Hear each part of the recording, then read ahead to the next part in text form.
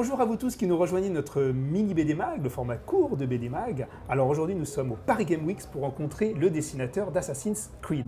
Dans ce premier opus, on a voulu s'écarter très rapidement en fait, du jeu vidéo, on n'a pas voulu faire un copier-coller. Les 3 premiers tomes, nous avons réalisé un nouveau tueur qui s'appelle Achillus à l'époque romaine, pour être beaucoup plus libre au niveau de l'histoire.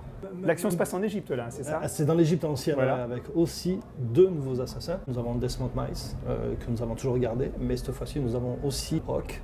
Et sur le 4e opus, on a fait l'avatar de Desmond Mice et aussi l'avatar de Rock. D'où le nom, pour le tome 4. Exactement. Si vous regardez bien le premier tome de Assassin's Creed, au début, les premiers producteurs nous ont demandé effectivement de coller un peu au jeu vidéo, même si on devait faire un personnage parallèle, notamment faire Achillus. Un peu comme Lara Croft. Voilà, c'était des petits rappels. On a perçu très rapidement que c'était une erreur. Donc le tome 2 pour nous, c'est le tome 1 bis, parce que c'est la première fois qu'on avait une totale liberté. Le jeu vidéo est tellement beau visuellement que on était persuadé que le lecteur attendait à avoir un visuel identique au jeu vidéo. Chose qui est impossible. Mais 2 mois et demi pour faire un album de Assassin's Creed. 2 mois et demi? Oui. Pour dessiner, mettre en couleur, ouais. ancrer? Oui. Tu dormais?